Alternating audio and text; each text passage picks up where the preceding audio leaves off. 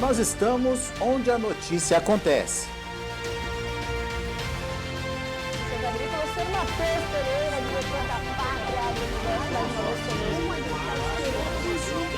Muito bom dia, agronegócio. Terça-feira, 21 de setembro de 2021, 8 horas. Tudo para que você seja o porta-voz de si mesmo.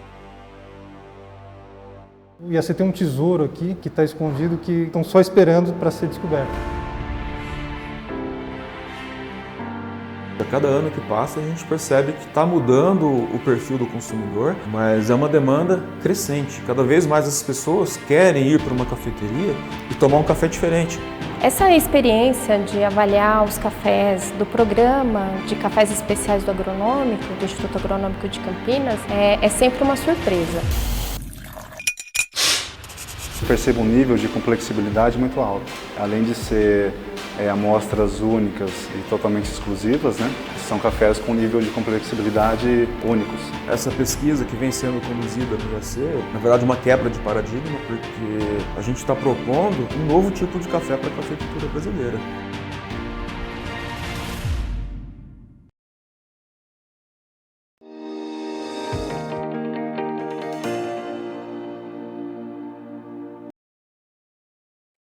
E a você que nos acompanha pelo Notícias Agrícolas, bom dia, seja bem-vindo. Hoje é quinta-feira, 7 de outubro de 2021. A gente já vai começar a nossa programação ao vivo hoje, entendendo as expectativas do mercado para essa volta da China aos negócios, aos trabalhos, aos serviços, depois desse feriado de uma semana, né? O feriado da Semana Dourada está terminando hoje para os chineses e amanhã, hoje à noite, a gente já começa a ter ali os primeiros negócios voltando a acontecer. E claro que os olhos todos do complexo soja estão voltados para esse comportamento. E isso é pauta para a gente conversar agora com o Eduardo Vanin, analista de mercado da Agriinvest Commodities. Vanin, bom dia, seja bem-vindo, é um prazer ter você aqui novamente. Bom dia a todos. Prazer é meu. Obrigada, Vanin. Olha só, de fato, né, tá todo mundo olhando para como é que a China vai voltar desse feriado? É isso aí. Esse é um dos...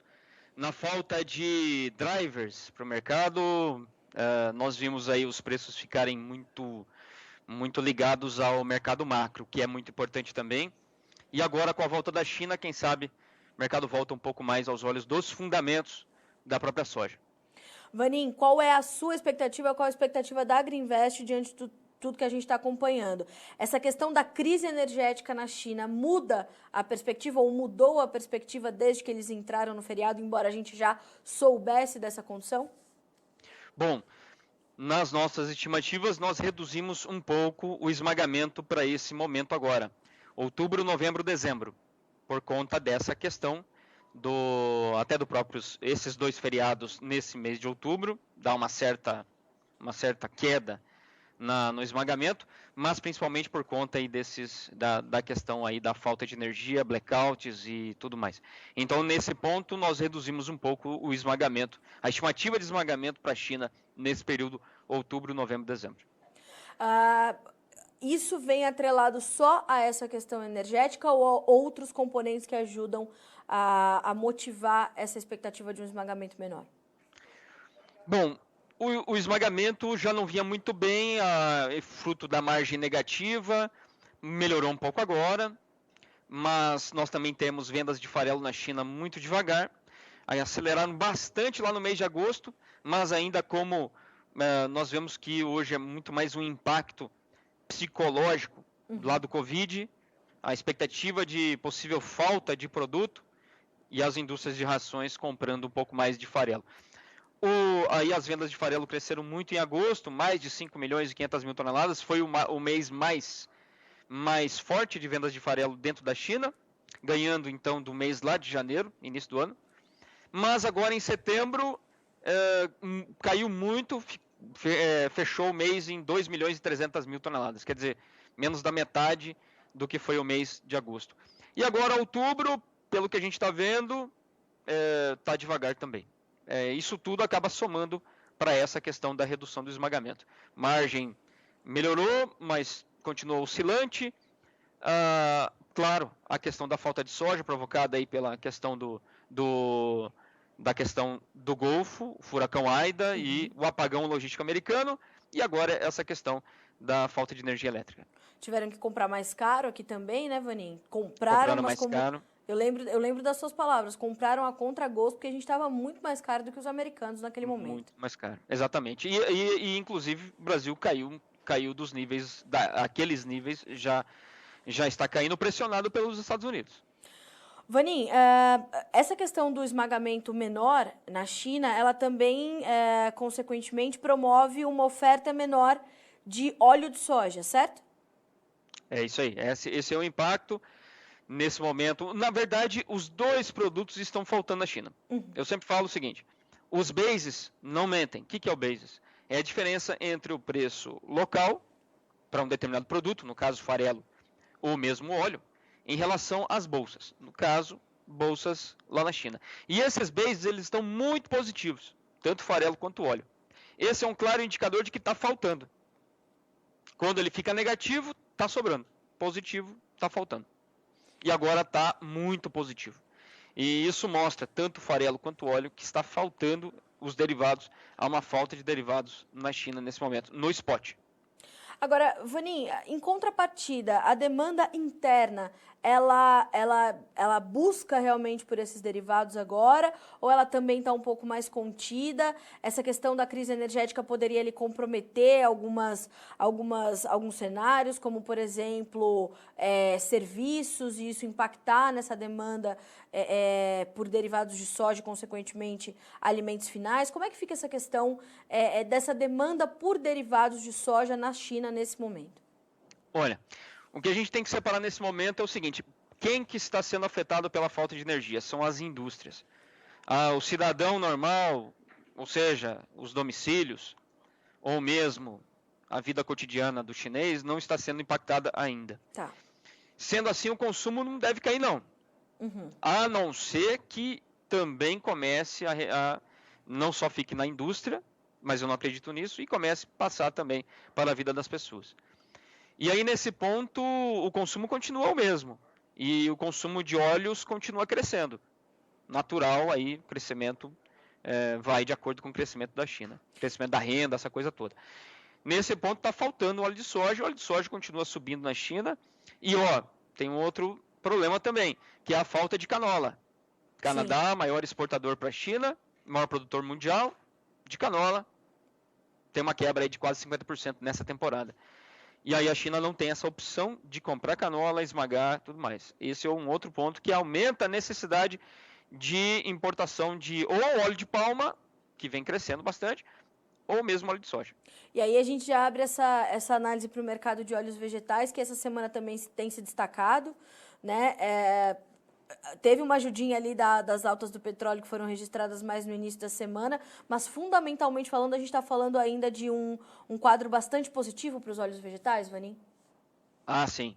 Sim, vários problemas. Desde climáticos, a questões agora que pegou a Índia, há 2 semanas atrás, o ciclone entrou na região, lá no Mato Grosso deles, entrou e trouxe 380% a mais de chuva do que o normal, que já é uma época de chuvarada.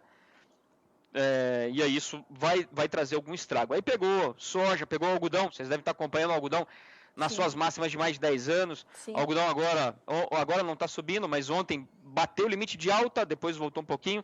O algodão em Nova York. Está subindo o algodão, está subindo o açúcar em Nova York, pancada para cima.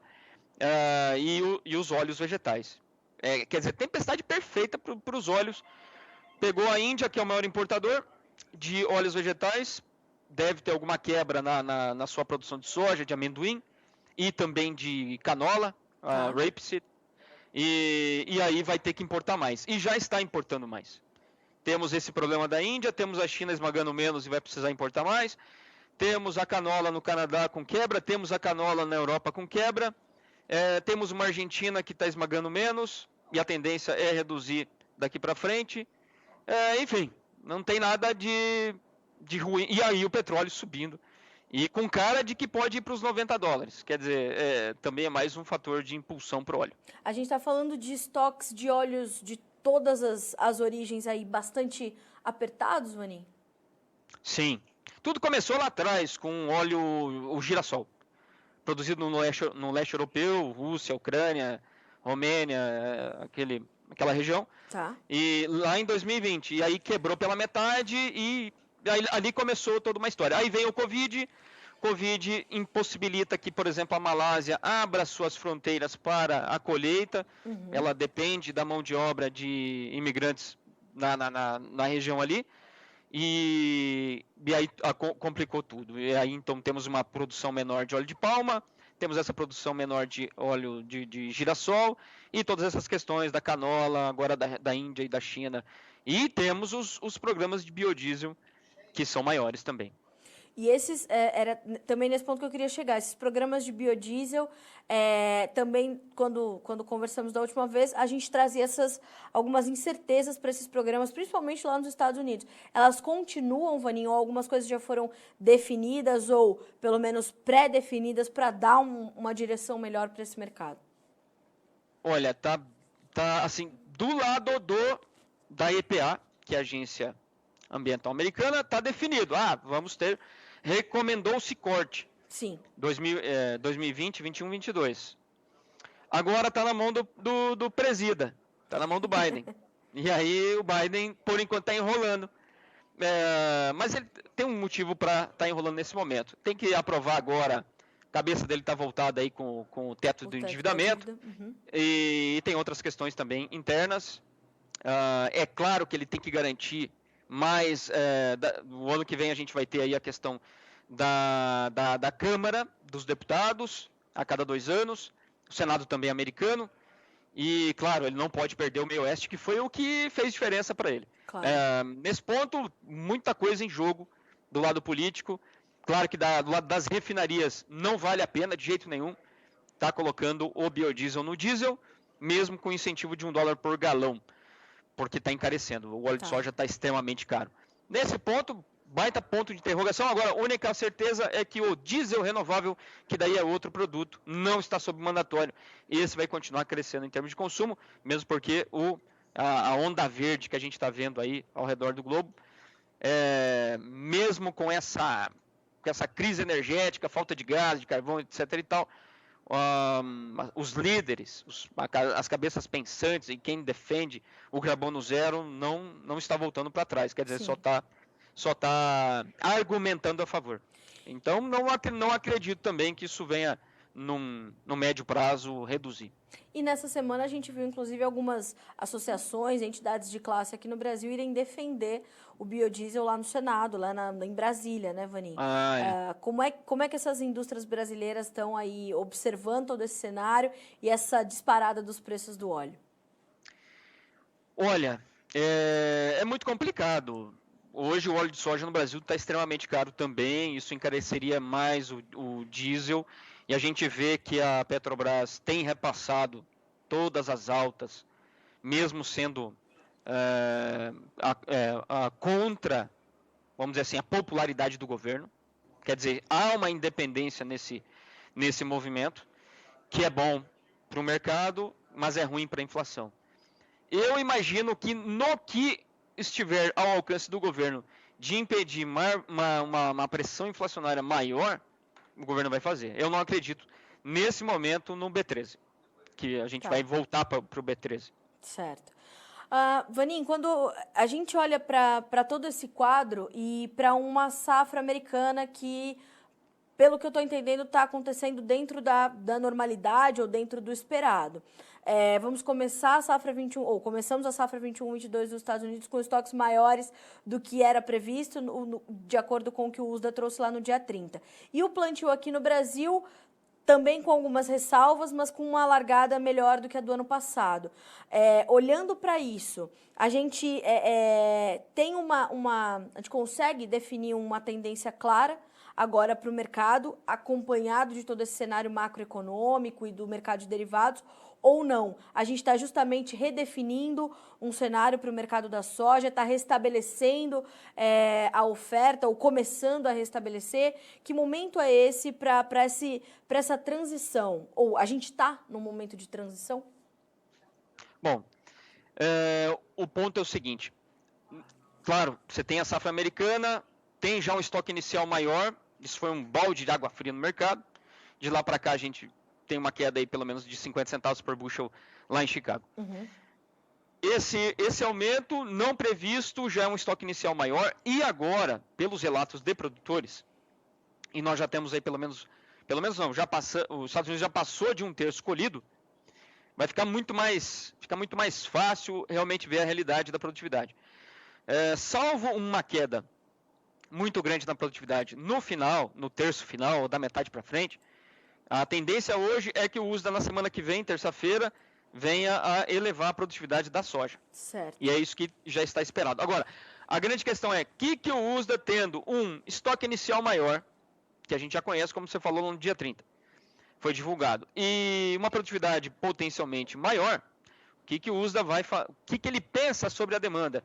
Visto que, isso também você falou, o Brasil tem uma largada melhor, já vamos ter soja em janeiro, e essa soja em janeiro, nossa, já é mais barata do que a soja americana posto China, nesse momento, tá bom? 60 centavos por bushel já mais barata. O programa americano começou mais devagar, por causa da questão do furacão Aida. Você tem tudo isso aí. Como é que ele vê essa demanda americana? É maior ou menor? Sim. Tá bom? Hoje, dado o cenário atual, com a China do jeito que está, e o Brasil mais competitivo, etc. e tal, hoje é de se fazer um ajuste para baixo. Aí nós teríamos potencialmente uma produção para cima, uma oferta total, via produtividade e via estoque inicial, e uma demanda menor por essas questões todas. Tá. Quer dizer, o estoque americano de soja poderia ficar bem mais folgado do que, lembrando, o estoque mais apertado que o USDA já projetou para essa temporada 21-22 foi de 145 milhões de bushels. Provavelmente a gente vai estar caminhando para os 300 milhões, 320, algo por aí. Mais que o dobro. Tá bom? Mais que o dobro. Caramba. Agora, você fala que a gente vai ter soja já em janeiro. Realmente, a gente já está com o plantio aí avançado em algumas regiões, alguns grupos, a gente falou sobre isso também. Isso quer dizer que a gente vai ter... vamos ser mais competitivos, seremos mais competitivos mais cedo, o que pode intensificar a demanda pela nossa soja e o Brasil ainda ter boas oportunidades de negócios, apesar dessa possibilidade de recuo das cotações em Chicago, por conta dessa melhor competitividade de uma demanda maior, ou inevitavelmente o produtor brasileiro vai ver referências mais baixas para fazer as suas vendas da safra 21-22? Bom, o pico passou. Passou. Ponto. Tá. Né? Pico passou, pelo menos por enquanto.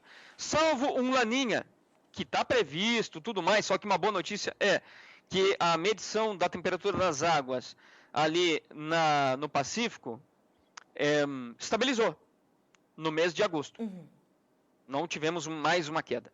Está em -0,5. -0,5 é neutro. Tá. Bom, salvo um laninha que venha trazer novamente algum problema para a América do Sul, seja na Argentina, no sul do Brasil, etc. e tal. Por enquanto, o laninha parece que não deu as caras, ainda bem. Aí fica difícil ver nesse curto prazo uma recuperação para as cotações em Chicago, por todos os motivos que a gente acabou de conversar. Porém, o que eu acredito, que a China vai sair desse marasmo que nós estamos vendo agora, Sim. de margens ruins. Por que isso? Porque a gente sabe o ciclo do suíno, que agora está sendo de redução da população de matrizes, em algum momento vai ser de crescimento novamente. Certo. Porque as margens que agora estão ruins, $42 negativa, elas vão em algum momento trazer vai trazer um ciclo de alta. Tá. E nesse ciclo de alta, a gente já sabe como é que é, né? A China quando vem, e essa recomposição da população de suínos, ela é muito forte e muito importante. Aí a gente pode ver uma agressividade da China que não temos visto até então. Certo. E o Brasil pode se destacar justamente por trazer essa soja mais competitiva a partir do início do ano. Sem dúvida. Mesmo porque se o esmagamento cair agora, ele vai crescer depois. Claro. E aí, crescendo depois, Não é bom para os Estados Unidos, mas é bom para o Brasil. A gente vê, Vanin, que de fato nesse momento o produtor está bem reticente em fazer novos negócios. Talvez, né, com a safra 21-22. Talvez porque o pico, né, a gente já tenha visto nesses últimos meses e tudo mais. E a gente tem, segundo algumas estimativas, 30% da nossa safra comercializada. Como é que você avalia tanto esse comportamento do produtor quanto esse índice? A gente meio que travou nesse índice e há, de fato, uma reticência do produtor em avançar com esses negócios? Com certeza, natural da queda de preço. Os Estados Unidos também travou. Tá. A Argentina também está atrás do ano passado. Isso é fato. Não precisa ser muito inteligente para você ver que quando o preço vai escalando, as vendas vão agressivamente crescendo. E depois, claro, vem esse momento de mais lentidão agora. Mas tem um ponto seguinte, a logística. Nós ainda temos soja da safra velha, principalmente no Rio Grande do Sul. O que vai fazer com essa soja? Daqui a pouco eles vão ter trigo, vão ter milho verão, e depois lá na frente a própria soja. O que as cooperativas vão fazer com essa soja? Certo. Provavelmente vender para as indústrias a fixar, ou mesmo para as trading, se for interessante e tudo mais. Aí depois nós temos essa soja que vai entrar em janeiro, aqui no Paraná, também no Mato Grosso, já vai dar uma vazão, quer dizer, bem diferente do ano passado, aliás, do começo desse ano. Quando a nossa soja, o nosso programa de exportação só começou a andar realmente em março. Tá. E aí fica essa questão. Se o produtor não vender, as tradings têm que começar a garantir logística para a exportação. Porque o programa deles começa em fevereiro, não tem, faça chuva, faça sol. Se o produtor não quiser vender e a trade quiser comprar, prêmio para cima. Se o produtor quiser vender e a China não estiver comprando e as tradings comprarem e depois tiverem que vender para a China e a China um pouco lenta, prêmios para baixo, que foi o que aconteceu esse ano. Tá bom? É uma questão complexa. A gente vai ter que ver como é que vai ser essa dinâmica. Demanda da China, decisão do produtor e no meio desse meio de campo você tem a trading que tem que garantir a movimentação dos seus ativos, o tamanho, o seu programa orçado, tem tudo isso aí em jogo. Então, esse comportamento do produtor de ter realmente um pouco mais de uma postura mais observadora agora do que ativa em vendas faz sentido, pelo menos até que a gente entenda como é que vai ser o comportamento da China e até que a gente entenda como é que isso tudo vai refletir na formação dos nossos prêmios. Olha, pode acertar, mas pode errar também, tá bom? Tem que se proteger. O que eu tenho indicado assim, olha, não quer vender, compra uma put, tá dando certo. Chicago caiu. Sim. Put para as cotações lá em Chicago. Precisa estar assegurado, né, Vanin? Porque isso daí já sempre, está na sempre. hora deles saberem. Exatamente. É isso aí. Ou horas para cima, horas para baixo, depende do que você vai fazer com o teu físico. Até o mercado em queda, né, caso você esteja bem informado e estruturado, pode dar oportunidade, né, Vanin? Sim. É o que falta, assim, em termos de recomendações. Fala, meu amigo, não venda que vai subir. Porém, vai que eu esteja errado. Compra uma put, seguro morreu de velho. É isso aí. É isso. Vanin, obrigada, viu, pela tua análise, pelos teus esclarecimentos, pela sempre muito completa, né, esse cenário arredondado para a gente entender tudo o que está acontecendo, o que está previsto e aonde a gente tem que ter mais atenção. Mais uma vez te agradeço pela companhia. Está sempre convidado a estar conosco aqui no Notícias Agrícolas. Obrigada. Maravilha. Grande abraço a todos, boa semana e vamos, terça-feira, posso fazer um jabá aqui? Com certeza, né? Você é de casa. Então, tá. Vamos lá. É o seguinte, terça-feira, feriado lá, você vai estar lá tomando a sua cervejinha, talvez, tomando um sol, etc e tal. Muitos vão estar plantando. Mas, terça-feira, feriado no Brasil, a gente vai fazer a nossa live do USDA, divulgando ali os números do USDA, da oferta e demanda de outubro, dia 12, ao vivo, tá bom? Todos convidados. Combinado. 13 horas, horário de Brasília. E começa sempre um pouquinho antes, né, Vaninho? Um pouquinho, obrigado. É isso aí. Um pouquinho antes para explicar ali o que pode acontecer, etc e tal. E aí a gente vai colhendo ali, né, Vaninho? É o rally do USDA. Vamos todos os grandes profissionais aí da Agriinvest dando seu palpite. O senhor João Schaffer ali mais rápido que um raio nos números. É uma beleza. É dinâmico, dinâmico como o mercado. Como é que fala lá? A troca de pneu da Ferrari. Mais ou menos por aí. Beleza. Vaninho, obrigada, viu? E estaremos juntos, portanto, porque eu também vou estar de plantão aqui terça-feira para trazer esses números junto com vocês. Obrigada. Maravilha. Grande abraço. Até terça, então. Até, Vaninho. Até mais. Senhoras e senhores, Eduardo Vanin, analista de mercado da Agriinvest. Eu adoro entrevistar o Eduardo Vanin. É um grande cara, é um grande profissional, ele é muito experiente e eu gosto de trazer esse espectro muito amplo que ele traz. É soja, é farelo, é suíno, é China, é óleo de palma, óleo de canola, tudo está muito interligado. E nesse momento o elo forte, de fato, do complexo soja é o óleo, né? Os óleos vegetais estão ainda fundamentalmente sustentados, o que é importante para garantir um suporte ali para os preços do grão também. A demanda está forte por óleos vegetais, não só óleo de soja, mas óleos vegetais.